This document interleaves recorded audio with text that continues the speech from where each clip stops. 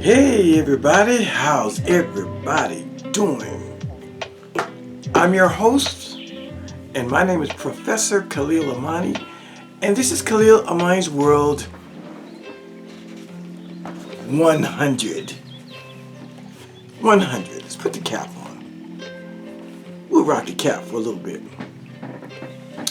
I don't know why I don't like to wear caps with sunglasses. I see everybody does it, but to me it looks kind of, I don't know, it looks like it's too much. But I'm going to do it this time. Maybe I'll watch the playback and go, you know, the cap and the sunglasses, that'll look all right. We'll see. Anyway, welcome back. This is part 5, talking about Jezebel. My goodness. And just think, the YouTuber that sparked me rehashing this Jezebel conversation, she did 39 minutes. Oh, excuse me, she didn't do 39 minutes. Somebody else did 39 minutes, and she just stole it from him and put it on her channel. She didn't do 1 minute of the Jezebel conversation. But she comes on YouTube and says, I'm gonna take this hat off.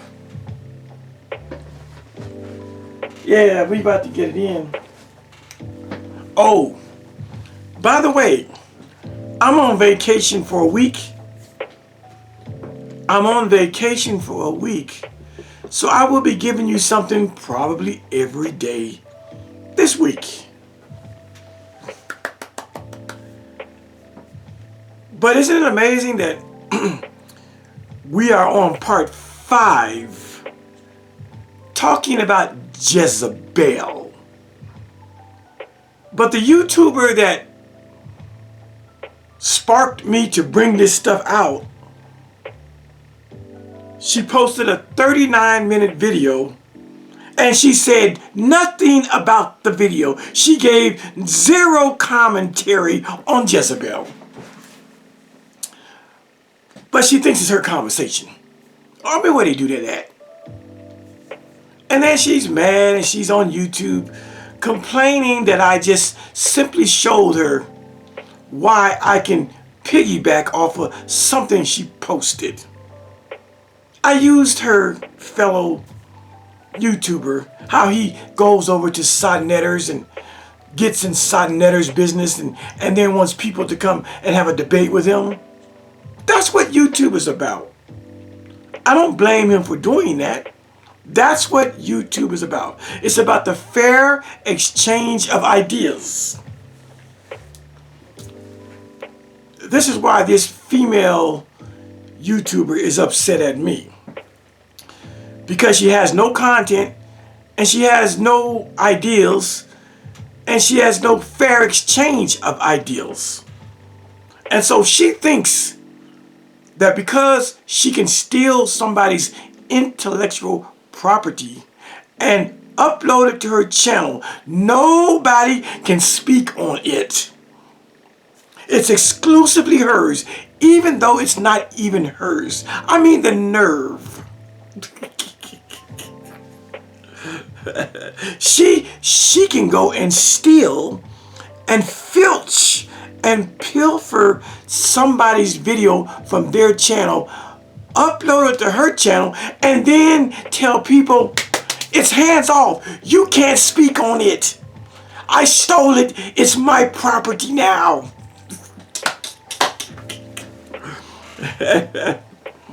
I'm over there doing Jezebel content. No, you are not. You are over there stealing other people's Jezebel content.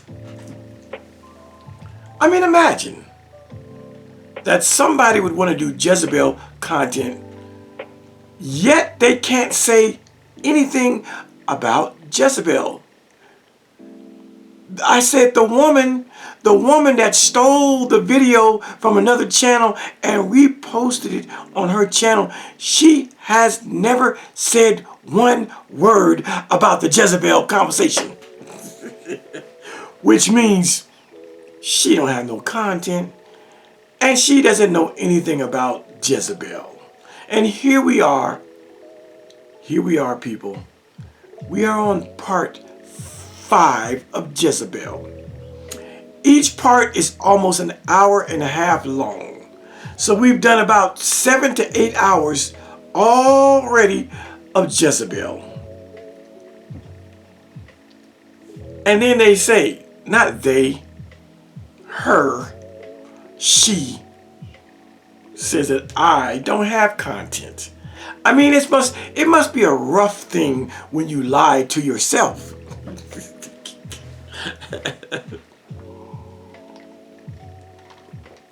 Because in actuality, when this woman says that I don't have content, and I say she doesn't have content, all you as the viewer have to do is go look at her page and go look at my page.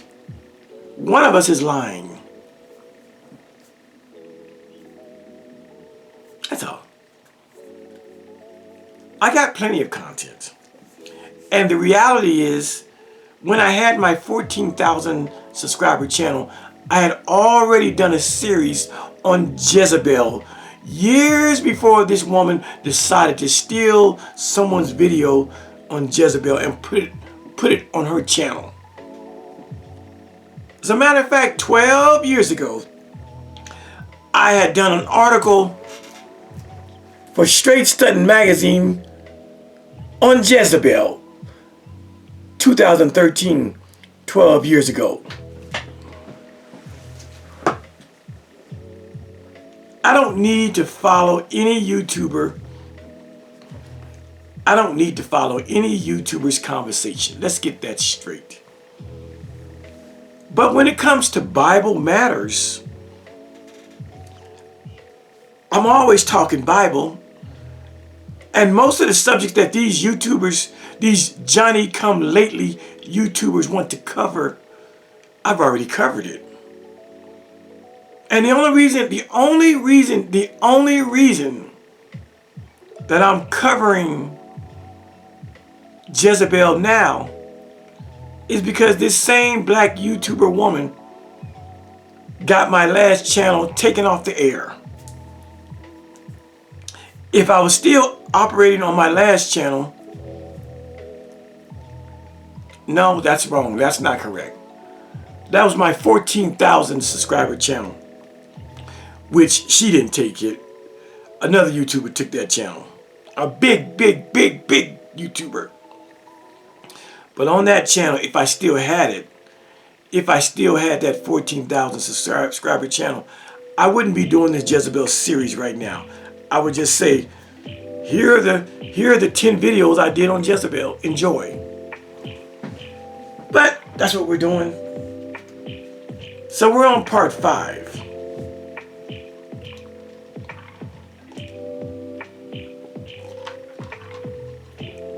We're on part 5 of the Jezebel series. Are you enjoying it? If this is your first time coming over here to hear the Jezebel stuff, I actually have a playlist. That's right.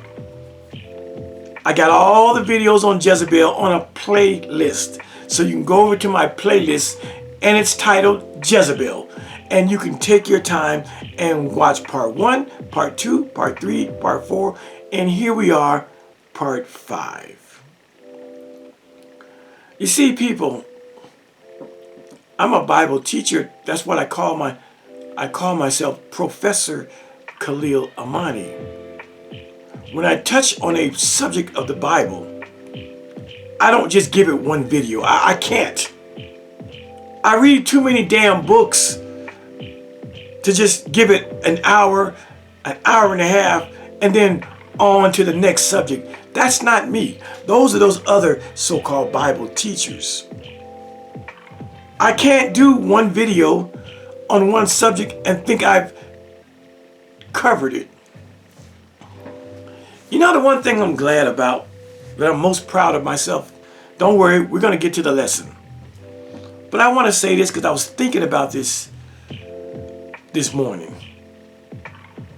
The one thing I am very proud of myself when it comes to Bible and religious conversation is that although I was reared and raised as a Baptist, as a Christian, baptized at age 10, studied the Bible in Sunday school, very religious kid, and I went on to join the Hebrew Israelites under Yahweh ben Yahweh, 5 years of that mess. But the one thing I can say that I'm very proud of myself is that although I was a student of Christianity and a student of Yahweh ben Yahweh, the Hebrew Israelite cult teacher, what I share with you is all self-taught. It's self-taught.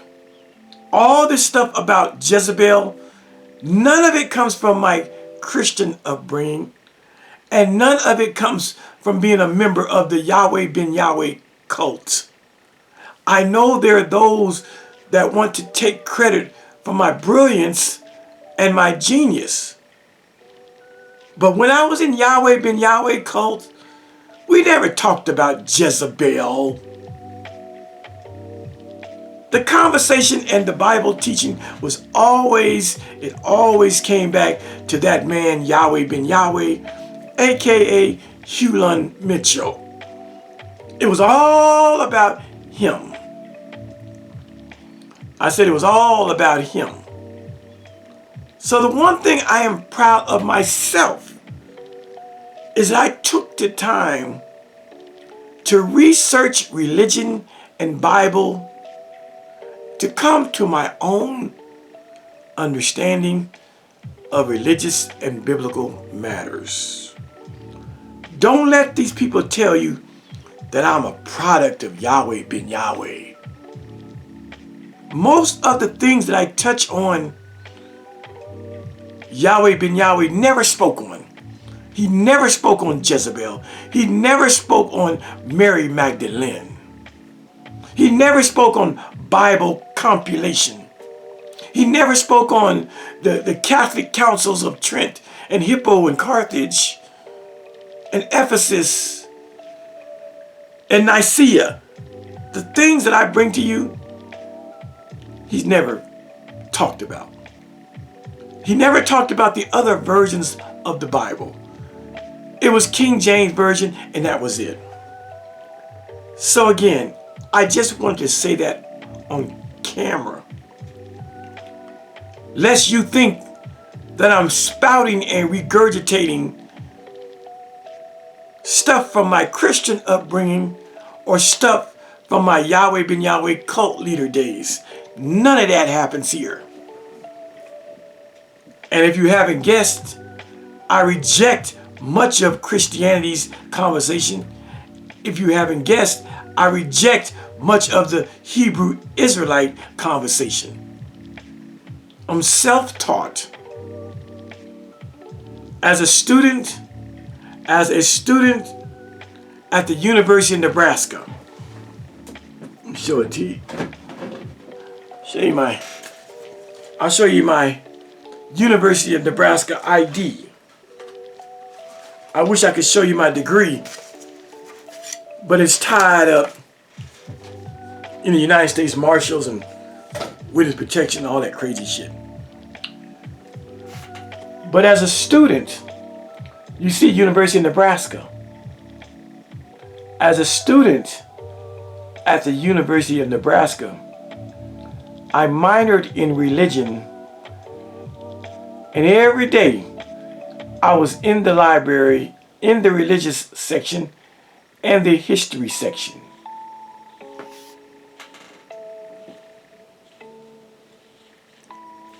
They call that backstory.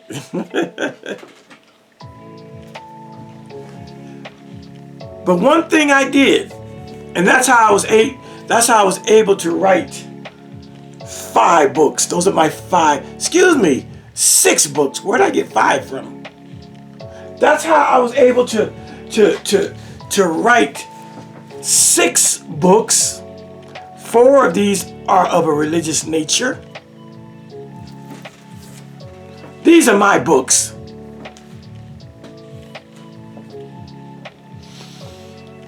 But the way I was able to write those books and talk to you in this manner about Jezebel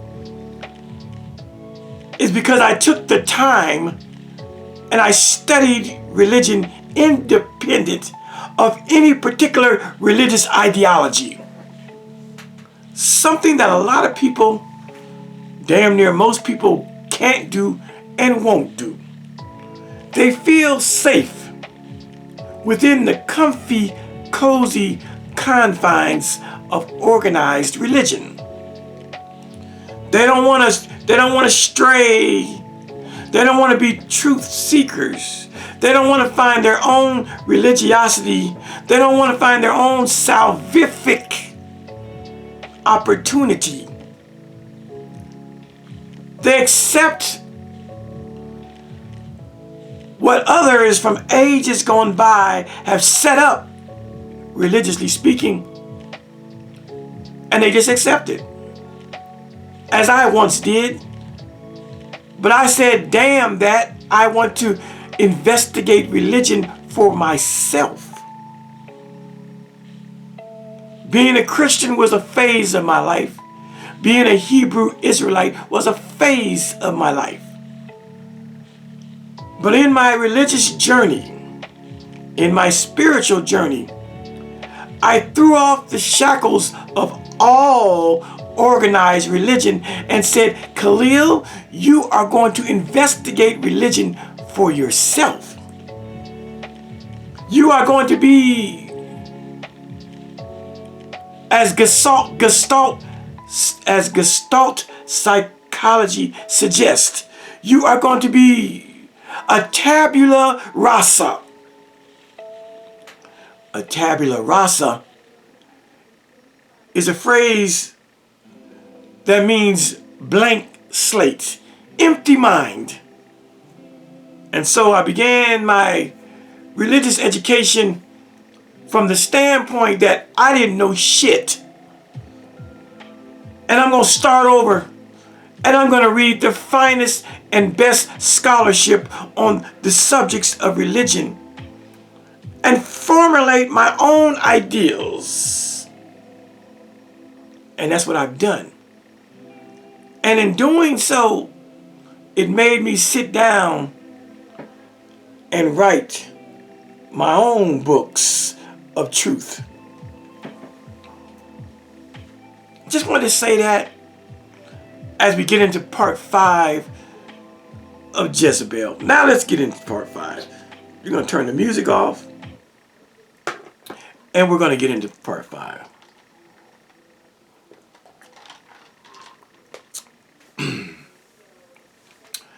And so, again, if you haven't seen parts 1, 2, 3, and 4, I highly suggest you do so. But as I say, if you are a Billy Badass and you think you know biblical history and you think you know about this person Jezebel, I would submit that you don't. And if you think of Jezebel as some wayward prostitute, some bad influence on Israel, if you think anything negative about Jezebel, then I'm going to tell you to your face, you don't know shit about Jezebel.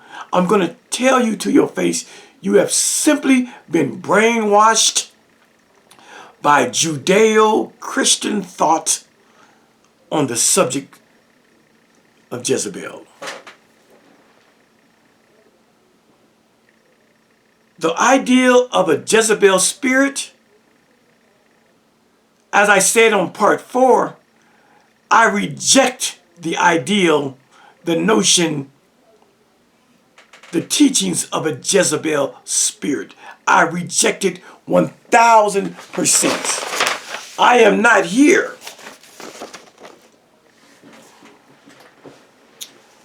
I said, I am not here to support the Jezebel spirit.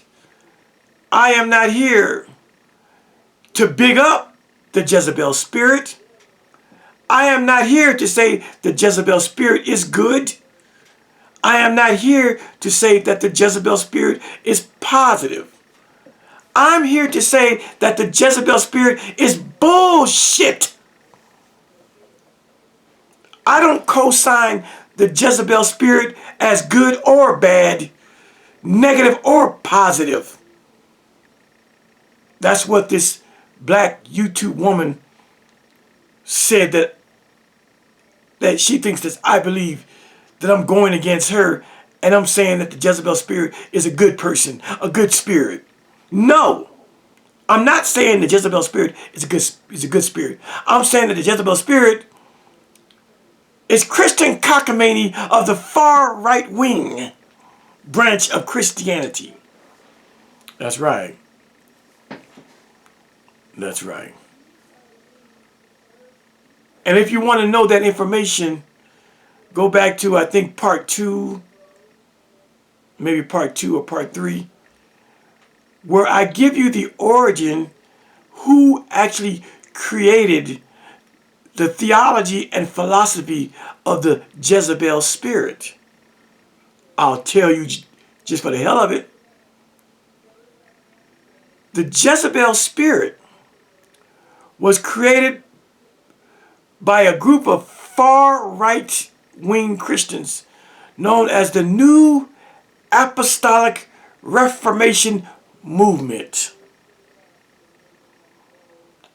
Again, all of this information is in, I believe, part 2 of the Jezebel series. So if you are going to use the phrase Jezebel spirit, let it be known and let it be understood that what you are doing is you are parroting, you are regurgitating, you are upchucking, you are aping, you are vomiting the theology of a white racist Christian group of the far right perspective. Again, I'm not going back, but I will tell you that if you believe in a Jezebel spirit, or if you use the phrase Jezebel spirit, you are a puppet of the New Apostolic Reformation Movement. That's right. And to go further, I said they were a far right. That means they were a far right, meaning a Republican white organization that created the doctrine of the Jezebel spirit. So what do you look like as a black man or a black woman spouting this Jezebel spirit bullshit, knowing now that the Jezebel spirit is the creation, the theology, and philosophy of the Jezebel spirit was created by a far right-wing branch of Christianity? And going further, as I was about to say, going further, the Southern Poverty Law Center, SPLC, the Southern Poverty Law Center, which is a watchdog group looking out and shining the light on KKK activity and black racist organizations, any racist organization, including the Hebrew Israelites. They are a watchdog group. And they have put the group that created the phrase Jezebel spirit, they have put that very group on their watchdog list of racist and hateful groups. Isn't that crazy? A Christian group has been labeled as a hate group by the Southern Poverty Law Center. The New Apostolic Reformation Movement is on the watchdog list of hateful and racist organizations. And this is the group that originated the phrase Jezebel spirit. Again, I give all the receipts. Part 2, part 3, I believe it's part 2. But you can go back and see. All the receipts are there. And this is why, when you think you are a truth seeker and you haven't investigated the ideals that you put forth on YouTube, it makes you not a truth seeker. It makes you a lazy, sloppy YouTuber, a lazy, sloppy researcher. How and why would you post a video as a black woman on your channel about the Jezebel spirit and don't do no background work on the phrase? 5 minutes of reading the background on the origins of the phrase Jezebel spirit would have made you go, oh, I can't post that shit on my channel. As a matter of fact, let me do a video exposing where the Jezebel spirit originated. But when you are not a real YouTuber, when you are not a real content creator, when you are not a real researcher, when you are not a real free thinker, and when you are not a real truth seeker, you just grab shit from unknown sources because it sounds chic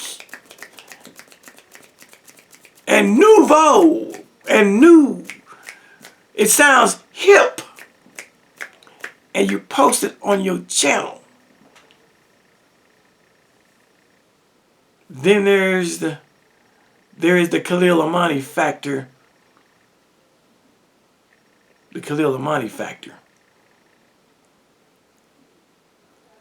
I'm sorry that you're on my radar. And you are definitely sorry that I'm on your radar. I know you're sorry. Because when I see the bullshit, I correct the bullshit. That's what you're mad at. It's not about me speaking behind another YouTuber. It's about you putting a 39-minute video out and I do a whole series destroying all your credibility. That's the object of your angst. It's not about stalking. It's about the fair exchange of ideals. It's about criticism, critique, and deconstruction. And this is why this same person doesn't allow people to even comment on her videos because she can't handle criticism, critique, and deconstruction. She can't handle the opposing point of view. So every video she does, soon as she uploads it, she goes to the comment section and she enables the comments. That's the old ostrich that sticks his head in the sand. That's the old throw rocks and hide your hand. You can't take the backlash of your bullshit. And so, let's come on camera and let's scream and curse and be profane and profanity laden and call Khalil Amani a bitch ass nigga, a dick face, and all other demeaning names you can think of to distract from the fact that Khalil Amani is teaching his ass off and correcting your bullshit. Again, YouTube is about shared information, and the exchange of ideals. If you can't deal with the exchange of ideals, you shouldn't be a YouTuber. If you can't allow people to comment on your videos, you shouldn't be a YouTuber. And it's clear that this black YouTube woman is weak-minded, easily disheveled, getting her fifis and feelings. Instead of, if she believes in the Jezebel spirit, instead of doing commentary to clap back at me, she does nothing but complain and claim that I'm chasing her content when the content she posted is not even her content. All right, Jezebel.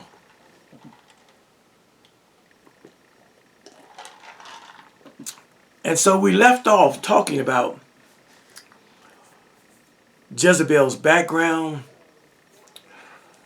the fact that she had a pretty progressive king, that although she was a Phoenician, she was allowed to bring her priests and priestesses, her prophets and prophetesses.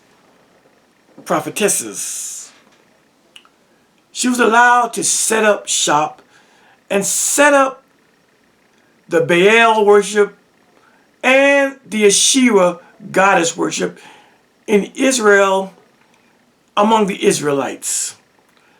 That King Ahab was a very progressive and liberal king, for he allowed his foreign wife, the daughter of a king and a queen, a royal princess all of her life. I'm talking about Jezebel. A royal princess all of her life. But she had to uproot and leave the country of her origin, Phoenicia, and move to northern Israel as the queen of King Ahab. But again, as much as the Bible would like to tell us that King Ahab was one of the worst Israelite kings, that he disrespected Israel something fierce, the other side of the coin, from the Phoenician point of view, is that King Ahab was one of the most liberal and free-thinking Israelite kings. For he allowed his foreign wife, Jezebel, to continue practicing religion as she understood God, as she understood religion, as she was reared and raised. He did not put a stipulation on her queenship that in order to be married to the king, you must renounce your Phoenician goddess Asherah and your Phoenician god Baal. He didn't do that. He said, go on, baby girl, do what thou wilt. And as a free thinker and a free spirit and a truth seeker, what does the king of Israel do? He bucks and rejects the God of his upbringing. And he becomes a goddess worshiper of Asherah and a god worshiper of the Baal sodomite cults. An Israelite king. You should know by now that that for an Israelite king to give up the worship of Yahweh, for an Israelite king to give up the laws under the Mosaic law, to shun and turn away from the 613 laws, statutes, judgments, and commandments of the Israelite faith. You should know that the Israelite writers, the Levites, and those that wrote the Hebrew Bible, they were going to place the blame for King Ahab's about face. They were going to blame King Ahab's rejection of the Levitical, Mosaic, Judaic law. They were going to blame it on his foreign queen wife Jezebel. And that's exactly what the Bible narrative did. That's exactly what they did. But when we read 1 Kings 16, we see that King Ahab married Jezebel, and the next sentence says he began to worship Jezebel's gods. Let's review that. We're reading from 1 Kings. It doesn't say that Jezebel conned him, manipulated him, threw the pussy on him, and pussy whipped him into submission. It doesn't say that Jezebel pressed her king to switch sides and switch allegiances and become a goddess worshiper. No! Let us read what it says. It's very clear.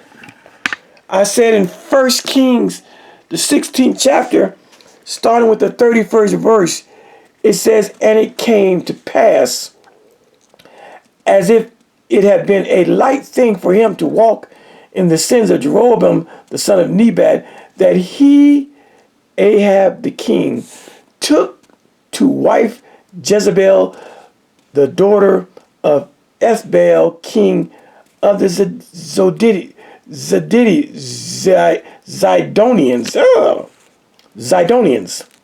Now, what does it say after that? "And went and served Baal and worshipped him." As soon as Ahab marries Jezebel, he becomes a Baal worshiper. He served Baal and worshipped him. Where does it say that Jezebel influenced him, pressed him, pushed him, made him, implored him, begged him to switch gods? It doesn't say it. And it goes on to say, "And he, Ahab, reared up an altar for Baal in the house of Baal, which he had built in Samaria. And Ahab made a grove, and Ahab did more to provoke the Lord God of Israel to anger than all the kings of Israel that were before him."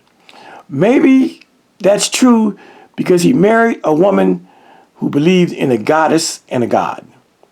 Now on part 4, we stopped and talked about this word grove. The grove represents Asherah, the goddess, and I gave you some good stuff in part 4, but I might give you a little more in this episode, okay?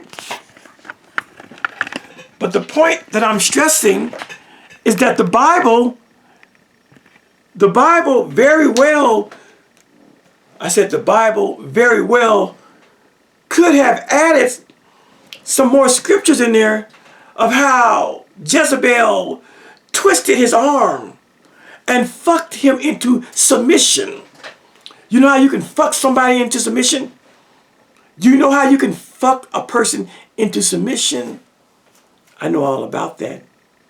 I've fucked a few women into submission in my time and in my day.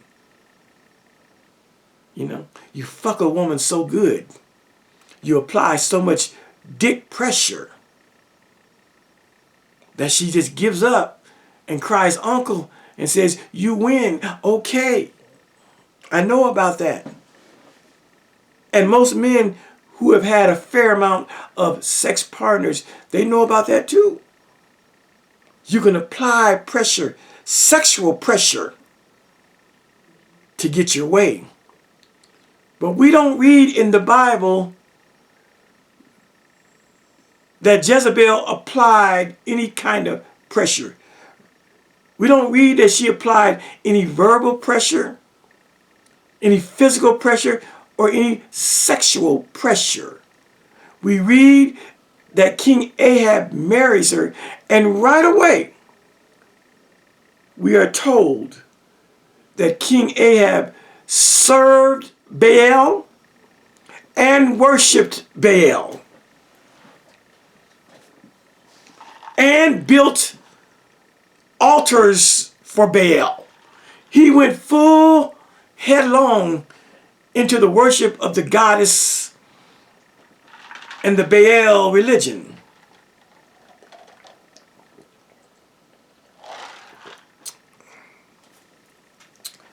But as history has turned out, they are trying to blame King Ahab's conversion on his foreign Phoenician wife. And so, as I said in part 4, everybody is grown up in here. King Ahab was a grown-ass man. Queen Jezebel was a grown-ass woman. These are grown-ass people making grown-ass decisions about how they want to believe and worship and live their lives. But why does the Bible, and why did religious history condemn and slander Jezebel? Why do we say Jezebel today and we think about whores and sluts and mean-spirited narcissistic women? Why do we think that? When we read the Bible with understanding, and when we read extra biblical sources with understanding, we realize that Jezebel was given a bad rap. So what I want to do now is I want to read some sources on Jezebel. I just want to go through and read sources. I think we'll start with, this is, let's start with, we'll start with the, I want to read, the history of God. I want to read from a book. I want to read from a book called The History of God by Karen Armstrong. It's by Karen Armstrong. She is a scholar of history of religion, a history of God. Just some quick references to add to give our conversation some scholarly oomph. Okay? So let's just go over. Let's just start with page 25. Just things that I want you to read and hear. So on page 25 from The History of God by Karen Armstrong, it writes, in 869, King Ahab had succeeded to the throne of the northern kingdom of Israel. His wife Jezebel, the daughter of the king of Tyre and Sidon, in what is now Lebanon, was an ardent pagan, intent upon converting the country to the religion of Baal and Ashtaroth. See, this woman Jezebel, she worshipped Baal and Ashtaroth. She imported priests of Baal who quickly acquired a following among the northerners, the Israelites, who had been conquered by King David and were lukewarm Yahwists. In other words, they didn't really believe in the Israelite way of life and law that much. Ahab remained true to Yahweh, but did not try to curb Jezebel's proselytism. That means to convert people. Now, let me just touch on that. I don't quite agree with Karen Armstrong's with her view here. I actually don't. I don't. Because she writes that King Ahab's wife Jezebel, the daughter of the king of Tyre and Sidon, in now what is Lebanon, was an ardent pagan. See, this is what I don't agree with. I don't agree with the use of words pagan and paganism when talking about other religions. By Karen Armstrong using the word pagan, it suggests an ethnocentric subjectivity about her outlook and worldview. You have to understand that the word pagan is not something that those so-called pagans called themselves. The word pagan is a word that the Israelites, that the Jews, that the Hebrews called other people that were not Israelites. And so I would excoriate, I would slap Karen Armstrong on the wrist as a scholar for using the phrase pagan to talk about Jezebel's religion.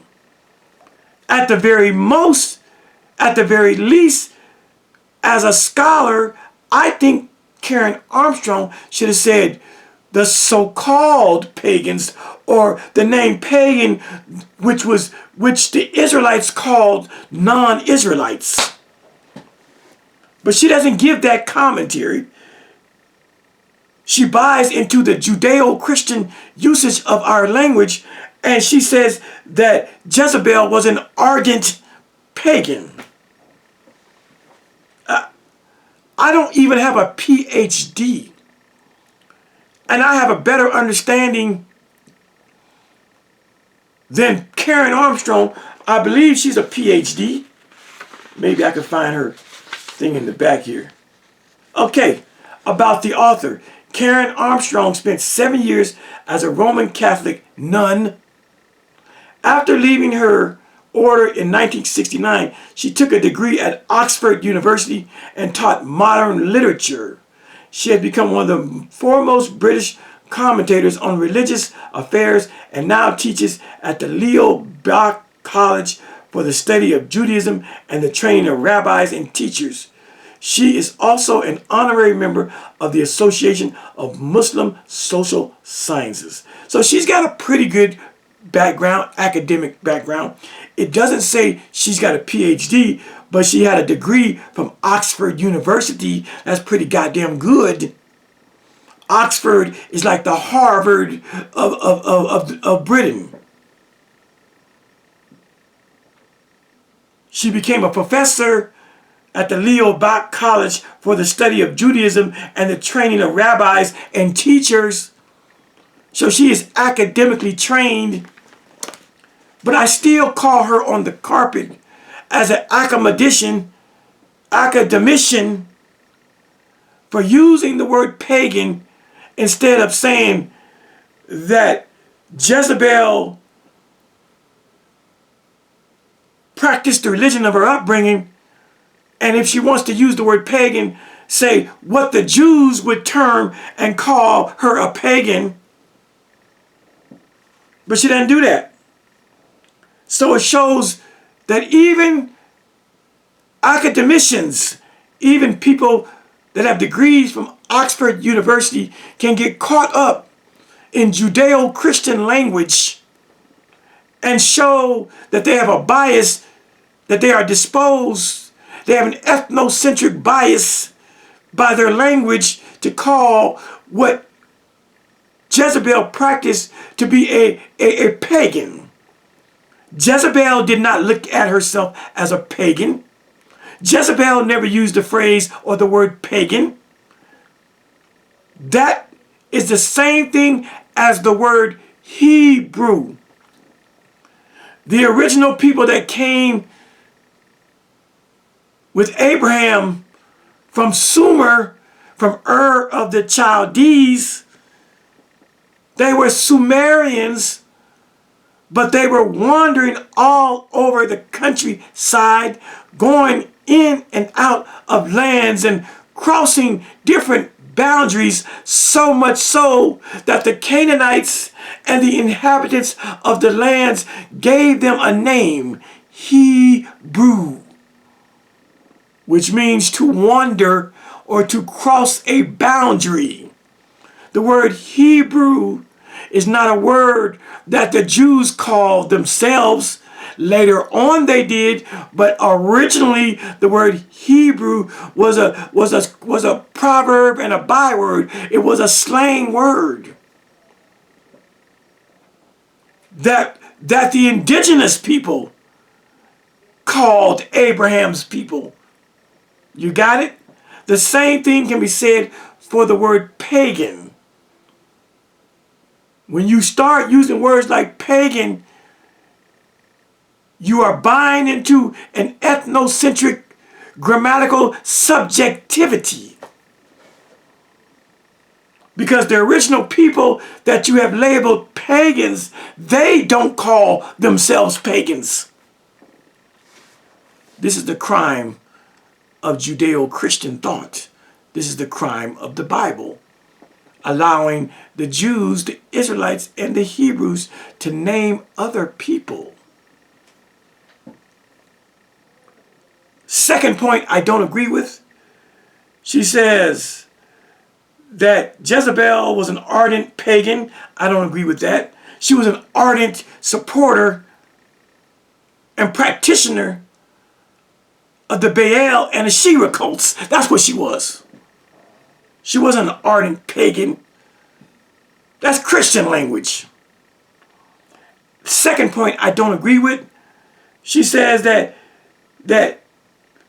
Jezebel was intent upon converting the country to the religion of Baal and Asherah. Let's talk about that. Let me show it to you. I disagree strongly, wholeheartedly with this woman. And I love her work, don't get me wrong. Most of what she said, I agree. But when she calls Jezebel an ardent pagan, I don't agree with that. And when she says that Jezebel was intent upon converting the country into to the religion of Baal and Asherah, I do not agree with that. She did import priests of Baal. That's true. That's true. And I don't agree when she says Ahab remained true to Yahweh, but did not try to curb Jezebel's proselytism. I halfway agree with that. But let me talk about the ideal that she tried to proselytize. Do you all know what proselytize means? I'll tell you what proselytize means. Proselytize is what the Jehovah's Witnesses do on a Saturday morning when they go door to door, house to house, knocking on doors and wanting to talk to you about Jehovah God and wanting you to convert and join their Jehovah's Witness movement. That's called proselytizing, proselytization. Proselytizing is just a fancy word for converting. And so when Karen Armstrong says that when Jezebel when she became the wife of King Ahab and she moved from Phoenicia to Israel, when she says that Jezebel was intent upon converting the country to the religion of Baal and Asherah, I disagree. I disagree. And I don't read that from the Bible.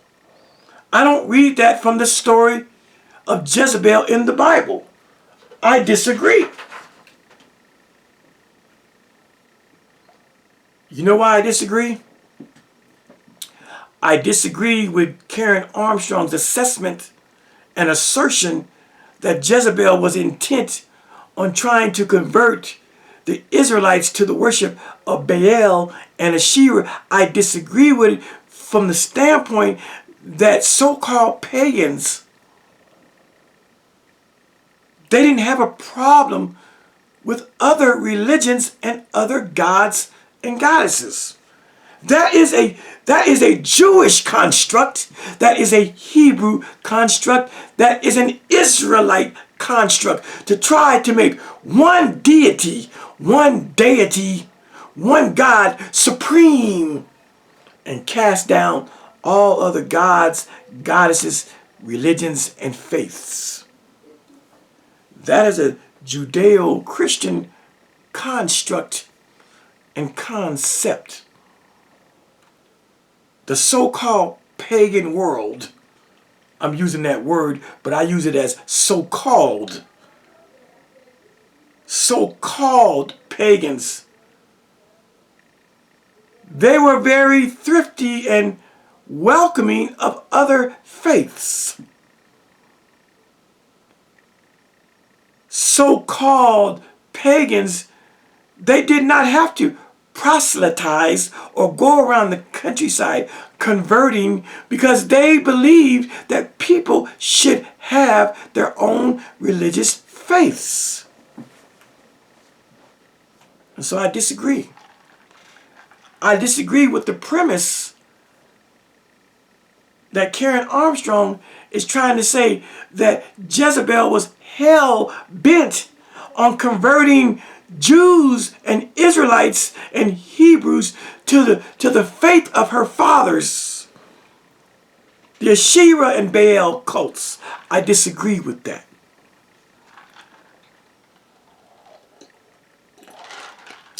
And when I read the biblical narrative, I don't find her proselytizing.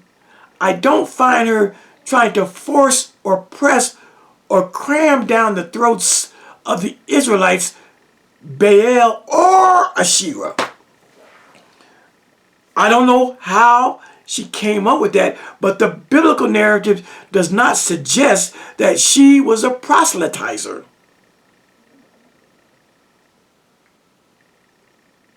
In my view, it's just another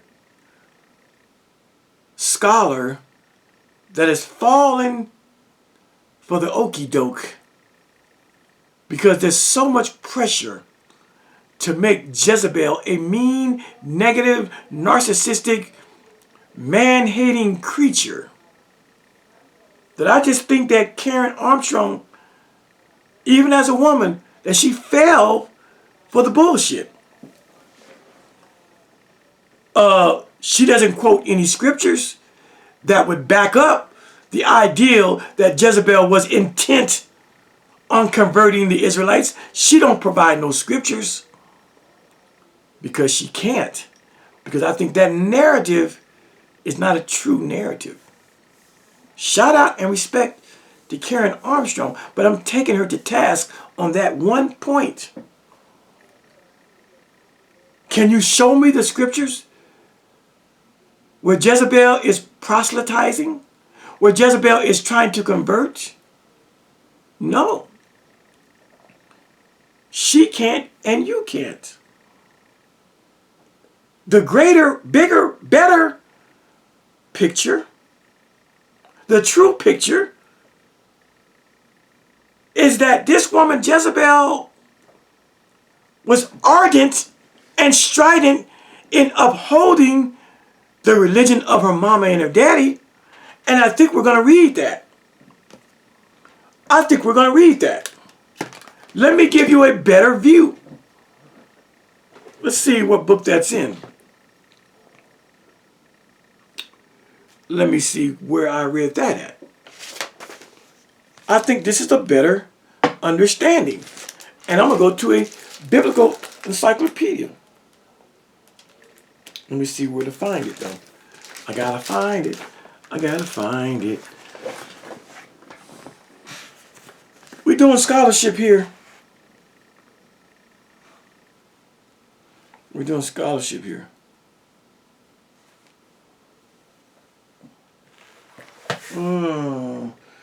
Jezebel, interpreted the grove.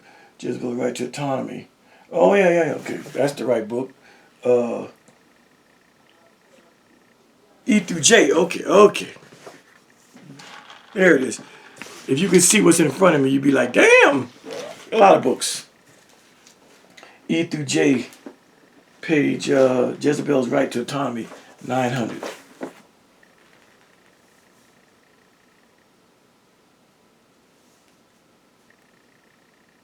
That's one place. 906. Oh, yeah.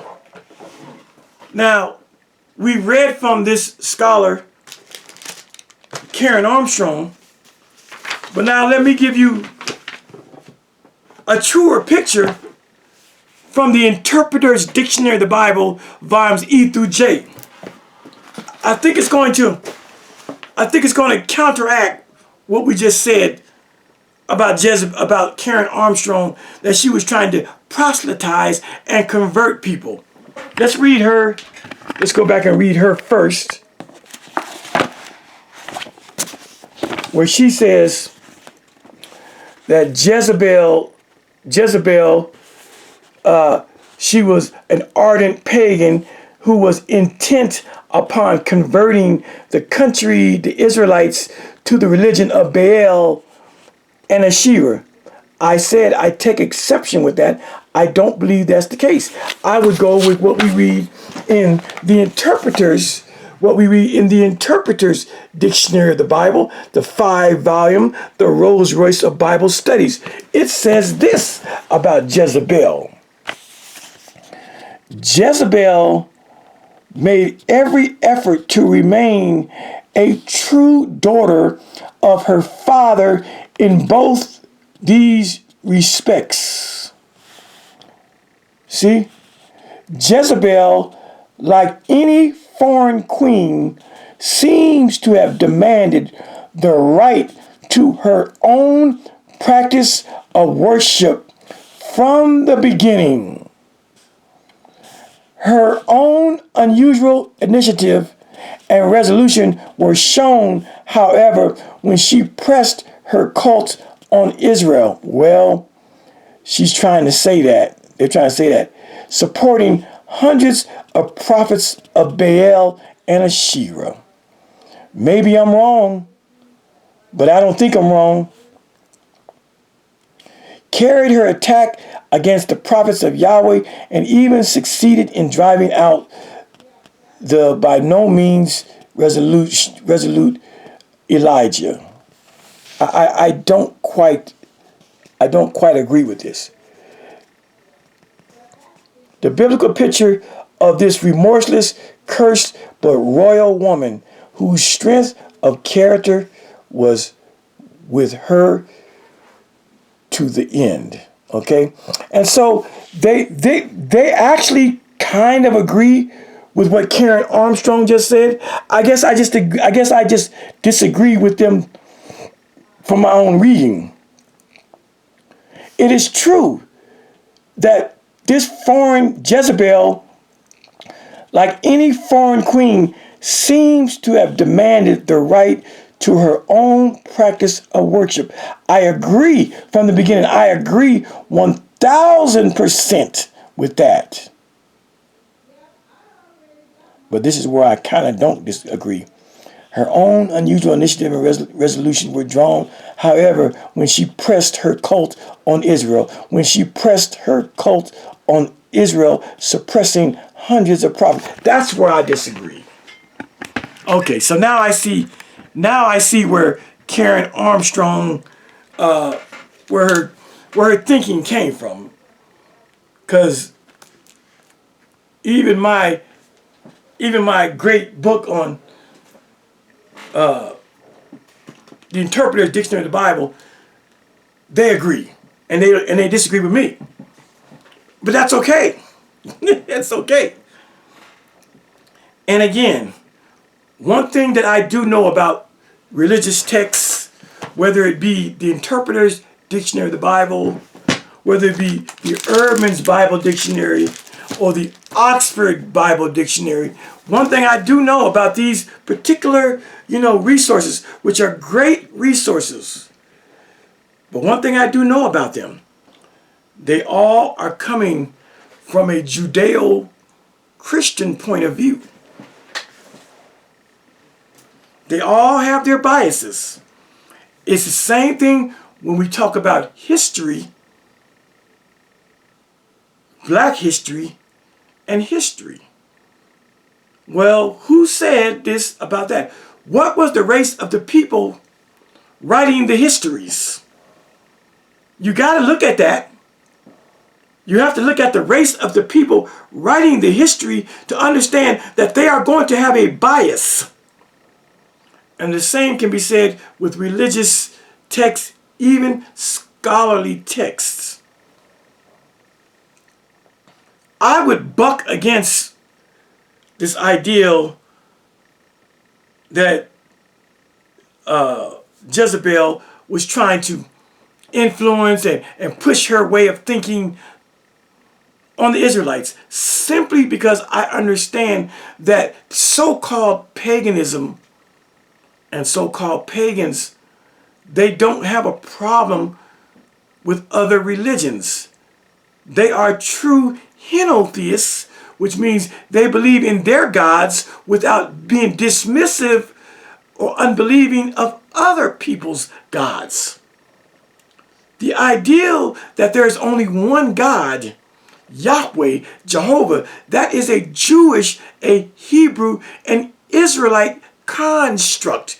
And if you believe that there is only one divinity, one deity, or one God, then you must condemn all other gods. That is not a so-called pagan idea. That's why it's hard for me to muster the ideal that this foreign queen came into Israel pushing the agenda, trying to proselytize and shape and change and mold and press upon the minds of the Israelite people to leave their God Yahweh when paganism doesn't operate that way. It just doesn't. Paganism, so-called paganism, doesn't have a problem with people believing in Yahweh or Allah versus Asherah and Baal. They just don't. My reading is this: that when this princess was asked for her hand in marriage, she accepted. But as we read also in the Interpreter's Dictionary of the Bible, she was hell-bent on maintaining her father's understanding.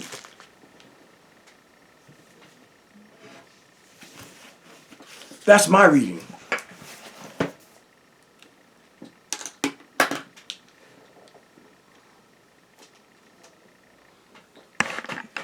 This is my reading. This is absolutely correct. According to the Bible, Jezebel made every effort to remain a true daughter of her father, the king, in both these respects. Let me just back up. Let me go back one page and see something. So it starts right here. The wife of Ahab, the king of Israel, we're talking about Jezebel. This is about Jezebel. Jezebel, was a Phoenician, daughter of Ethbaal, king of the Sidonians. And according to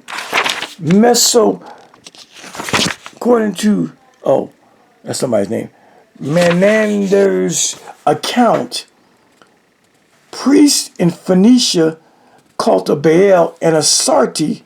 According to the Bible, Jezebel made every effort to remain a true daughter to her father in both these respects. What respects? About the religion, the priesthood stuff. Yeah. Jezebel, like any foreign queen, seems to have demanded the right to her own practice and worship from the beginning. That's true. That's true. And so what the Bible and what some of these writers don't want to say is this. When this princess wed into the royal house of David and becomes the wife of King Ahab, she demanded autonomy. She was a Phoenician who were closely aligned with Sumerians. And I say that because when you understand how women operated and viewed themselves within Phoenician culture, it was 180 degrees different than Israelite women. Women in Phoenician culture were women, and they had rights, and they stood up for themselves. And so, Interpreter's Dictionary of the Bible tells us that she demanded respect. She demanded that she would be able to worship and believe in how she believed in Baal and Asherah. And she brought her own priests and priestesses and prophets and prophetesses with her from Phoenicia.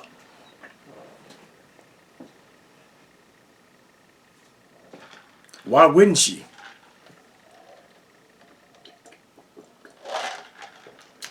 This ideal, this Judeo-Christian ideal that she came there to try to convert the Israelites is hogwash. It's pure malarkey. What the Bible doesn't tell you or go into talking about, but I have read this material, and that is, once she set up her Asherah and Baal temples, with the blessing of the king of Israel, who had converted himself to the worship and practice of Baal and Asherah, I submit to you that it was the Israelite religio-socio body politic that started the ruckus. They started the shit first. They were jealous that the king of Israel was no longer a Yahweh worshiper, although some writings say he continued to worship Yahweh. Well, maybe he did. But the Bible certainly tells us that he served and worshiped Baal and the grove, which is Asherah. And I submit to you that the religious regime of that day didn't take kindly to the king of Israel, a goddess worshiper and a sodomite worshiper. I submit to you that the prophets of Israel drew first blood. I mean, why else? Why would she come to town as a foreigner and as an outsider talking shit and wrecking shit? That don't even make sense. She's not even in her element. She don't have the people around her to be talking too crazy. Oh, she bought an entourage. But I submit to you that the prophets of Israel, Elijah, Elisha, Jehu, all them folks, that they drew first blood, that they got jealous, that they caught feelings, they were in their fifis. That the second most powerful person in Israel was a fucking goddess Asherah and Baal worshiper, and that the goddamn king himself was a goddess and Baal worshiper. And they started talking shit. I submit to you, as I close now, that Jezebel's actions were counteractive, were reactionary. Because she demanded that she would be respected to worship who she wanted to worship. And she had open arms for any Israelites that would like to convert. I reject the ideal that she went there to convert people. I reject it 1000% based on the fact that so-called pagans had no issue with other religions. You want to be a Yahweh worship? Fine. You want to come join us? Great. And so I'm going to close with part 5 because my voice is getting tired. I got so much I want to teach. But if you want to understand Jezebel, you're not going to learn this in Sunday school. You're not going to learn this in church on a Sunday morning.